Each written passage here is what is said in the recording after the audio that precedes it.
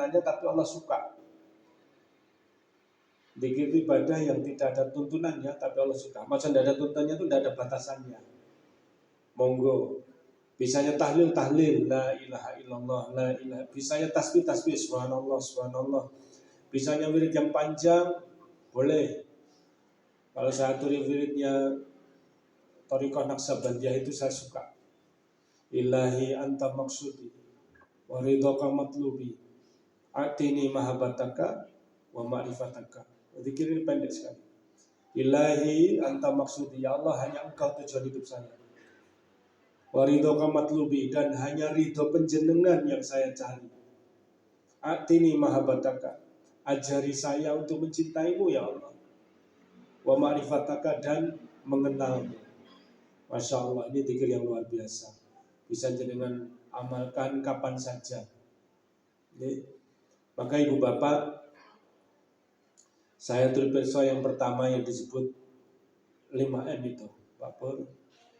Yang pertama adalah mu'ahadah. Ingat janji kita kepada Allah. Dulu kita pernah berjanji. Dulu kita pernah bersepakat dengan Allah. Itu ada di surat ke-7, surat A'raf, ayatnya 172.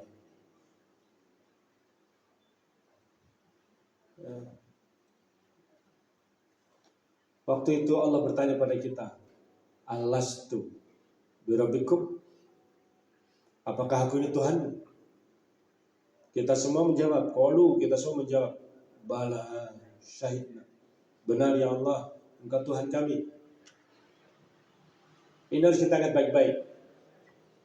Dan Allah tahu memang kita ini hamba yang pelupa. Kita ini hamba Allah yang pelupa. Al-A'raf ayat 172. Itu kalau di mushaf halaman 173 sebelah kanan paling atas. Kalau di mushaf Usmani, ya, silakan ditersani. Nih.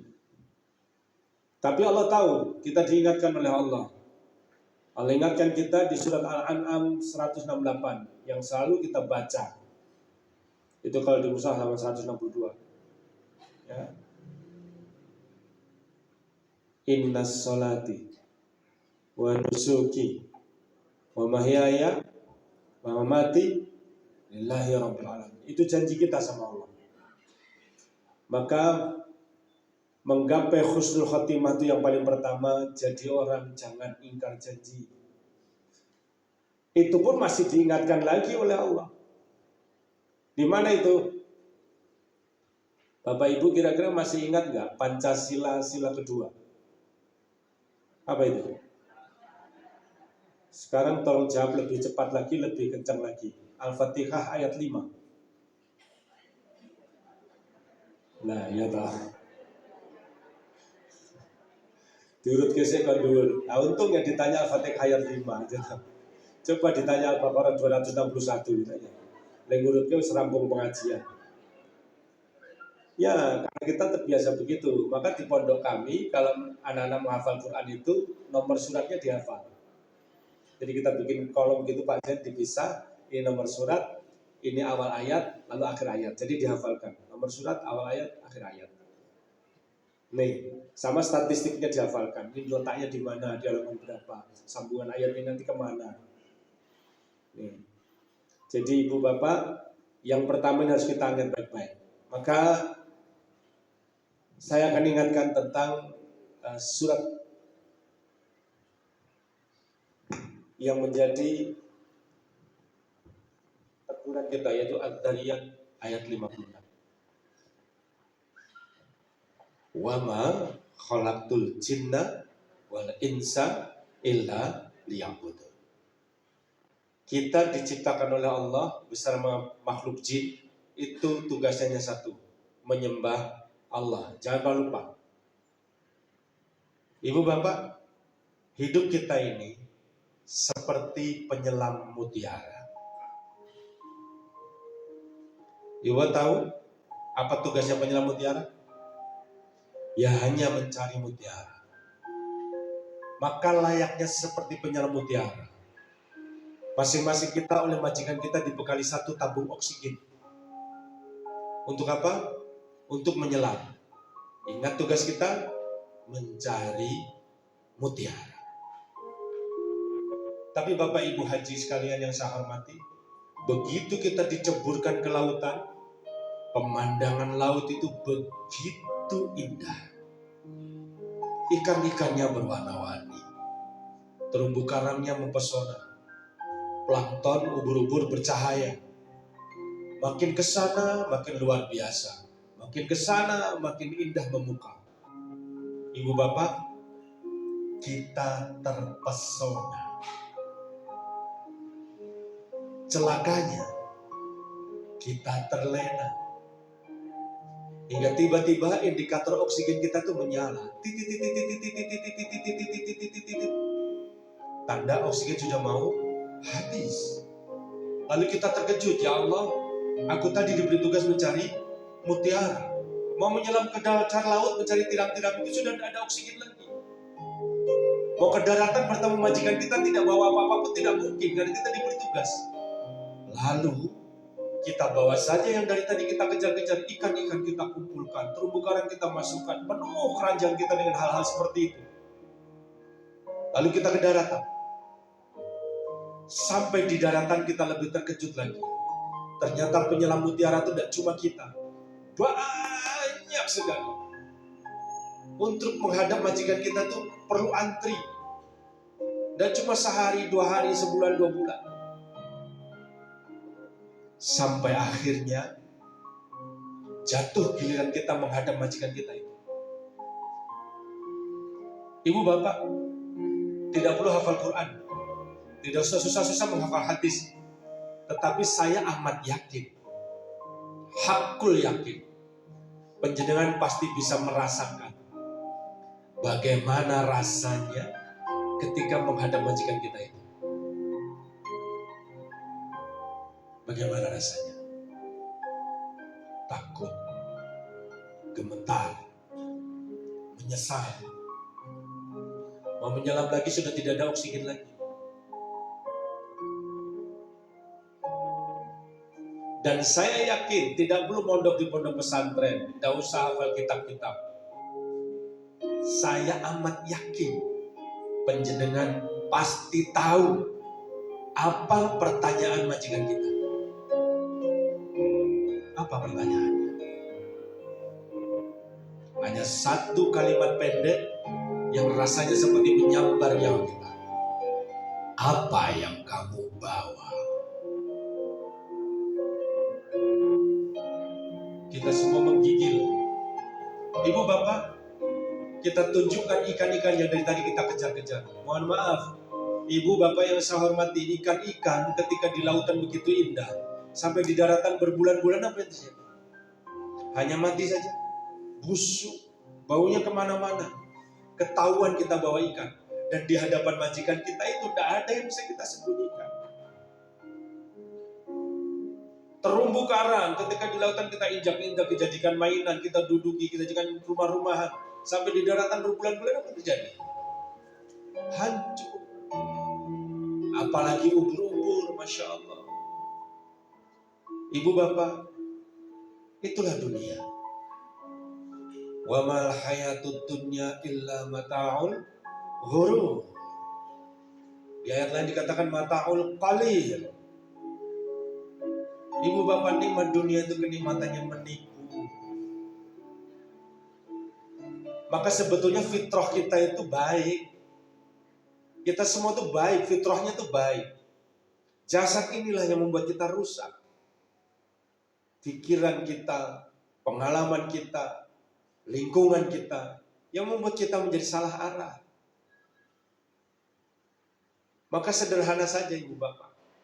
Bahagia itu ketika Anda sudah tanpa beban. Karena cita-citanya satu, Rabbana atina fid dunya hasanah wa fil akhirati hasanah wa qina adzabannar. Itu cita-cita kita. Maka izinkan sebelum penjelingan saestu menghuni taman surga, saya aturi titel baru buat penjelingan. Wahai para penyelam mutiara, carilah mutiara. Jangan cari yang lain. Ibu bapak, sudah bukan saatnya lagi kita berinvestasi dunia. Sudah bukan saatnya lagi menjadi terlalu banyak menyimpan tabungan. Untuk apa? Malah kalau terlalu banyak ditinggalkan di dunia ini nanti, justru anak-anak penjenengan jadi tidak rukun. Gara-gara itu. Saya pernah cerita Pak Zen belum? Saya pernah diundang, ibunya meninggal jam 10 pagi, jam 2 siang dimakamkan, habis asar saya diundang anak-anaknya untuk bicara soal warisan.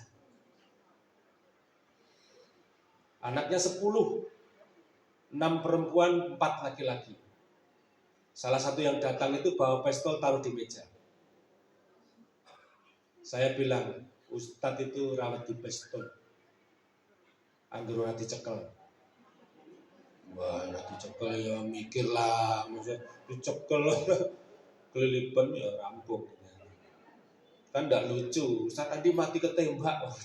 Ketembak kan rasa mojo kan elek banget itu. Kalau dituju itu rotok sekti itu, ketembak. Nih, berapa yang diperdebatkan? Orang Solo tuh Pak Z, 2,7 T. Sudah sepuh masih punya simpenan segitu banyaknya.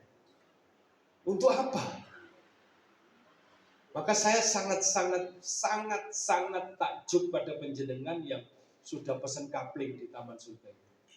Sudah siap, dan mudah-mudahan plus ubur rampenya sudah siap di rumah. Kain kafan dan segala macam itu sudah siap. Iya, saya punya kawan kita yang dosen UNS itu kan juga gitu. Begitu sedo, datang mahasiswanya itu lengkap, perlengkapan segala macam sudah lengkap. Sampai garwani pun itu salah sangka. Kalian kok mahasiswa baik sekali, matur nuwun, perhatian banget sama Bapak. Apa jamaah mahasiswa tadi? Loh ini sudah disiapkan Bapak memang. Saya cuma menyampaikan saja. Masya Allah. Nih Bu, Pak, orang-orang yang seperti ini memang punya kerinduan. Kalau saya bilang bukan pengen mati ya, tapi kerinduan bertemu wajah yang dulu kita temui. Di surat Al-A'raf tadi menyatakan itu membuktikan bahwa dulu kita pernah ketemu sama Allah. Wajah yang sangat kita rindukan. Makanya saya pernah satu ketika pergi ke Tanah Suci itu bareng dengan tukang tambal ban. Oh, namanya Plus. Saya nanya, kok bisa Pak? Bapak itu rupanya paham keheranan saya. Jadi beliau cerita satu ketika jam 2 malam ada orang yang nambalkan di lapaknya, 4-4-nya bocor. Orang limosisan sak ban serep saja. Sabotase kok tanggung gitu ya toh. Setelah ditambal ditanya, berapa Mas? 20.000. Oh, saya enggak punya uang kecil, ini 100.000 tolong kembaliannya. Jam 2 malam gulai ijolnya nanti Mas. Ya wis tak bedah meneh ping 3 tak tambah ping 4 100.000 gitu. Ya jangan. Saya ini kesusu gitu. Ya sudah, monggo silahkan. Saestu nih Pak, saestu. Serius ini Pak, serius. Serius loh Pak, serius. Cepat setelah saya berubah pikiran. Akhirnya pergi. Singkat cerita, 3 bulan kemudian tukang tambal ban ini datang lagi ke rumah Pak tambal ban tadi yang nambalin tadi sama istrinya. Ya kira-kira habis maghrib lah. Assalamualaikum Pak, masih ingat saya? Sinten nggih? Yang nambal ban ndak bayar itu. Oh kalau itu saya ingat. Pinten Pak? 20.000. Wah, ini sudah dibayar 20.000. Begini, saya mau minta maaf. Dulu itu saya kurang ajar, sudah minta tolong, kesusu lagi. Ceritanya saya mau ada kerjaan di Surabaya. Dan bisnis saya akhirnya berhasil. Saya dapat untung. Saya mau bagi seneng buat penjenengan. Penjenengan pengen apa? Wah banyak pengenan saya Mas, jangan banyak-banyak. Satu saja. Lah Bapak ini langsung nyelemong, haji. Begitu dijawab haji itu kok yang rawuh itu langsung tahmid. Alhamdulillahirabbil alamin. Loh, kok alhamdulillah? Saya rencananya mau berangkat sama bapak ibu mertua saya. Tapi bapak ibu mertua saya tidak jadi karena mau nunggu adik saya Ragil melahirkan. Penjenengan ganti bapak dan ibu saya nih. Coba bayangkan itu. Tapi saya yakin Anda penasaran, ini bukan inti cerita. Benar? Ini bukan inti cerita. Pasti bapak ini kalau di istilah NU ada riyadhah. Pasti ada amalan yang rutin dilakukan. Ternyata bapak ini setiap habis sholat itu talbiyah. Iya, habis sholat talbiyah dan kenceng Pak Zain. Labbaik Allahumma labbaik, labbaik la syarika laka labbaik, innal hamda wan ni'mata la syarika lak. Lho bojone niku bang terus ke wong tugase jamaah iki neruske kok malah moyoki. Iya. Tuh. Senang aja, Pak. Tenang aja. Saya kalau bunuh musuh hasilnya. Jadi istrinya itu ngeloke, Pak. Istrinya itu ngeloke. Pak, talbiyah terus. Arep munggah kaji kapan? Coba. Kalau penjenengan yang ditegur sama istri itu jawabnya gimana, Mas? Oh, siapa ngerti. Terus insya Allah, ini sing halus ini insya Allah. Neng ya ada sing kasar, cerewet kan gitu, kadang-kadang gitu. Iya. Tetapi Bapak Ibu, saya mendengar jawaban yang tidak saya duga sama sekali dan itu mencerminkan hati yang rindu. Apa coba jawabannya? Mbak wis ben to, Bu. Biarkan aku ini mengobati rinduku sama Gusti Allah. Bayangkan itu. Jadi melafalkan talbiyah itu bukan pengen naik haji, tapi pengen ketemu sama Allah. Akhirnya Allah tahu enggak orang yang mencintai. Allah tahu enggak orang yang merindukannya. Maka bagi Allah mengundangnya itu urusan gampang. Termasuk kali ini. Ada beberapa kita itu yang sudah sangat rindu pengen ketemu sama Allah. Zuhudnya luar biasa. Tapi saya ingin titip satu pemahaman yang jangan sampai keliru. Wala tansa nasibaka minat dunya.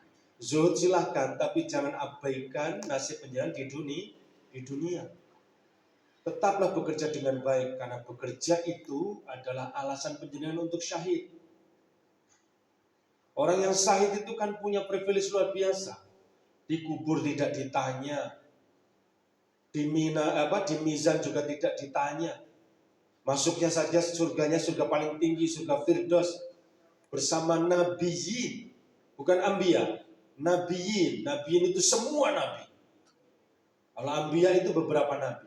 Masya Allah. Jadi jenengan bisa gaya cerita, kanjeng Nabi dalamnya ngarep kubono ketua RT kok. Yang Musa buriku gitu. Nabi Daud jajarku, aku gane jahit ke kelambi ning ngono.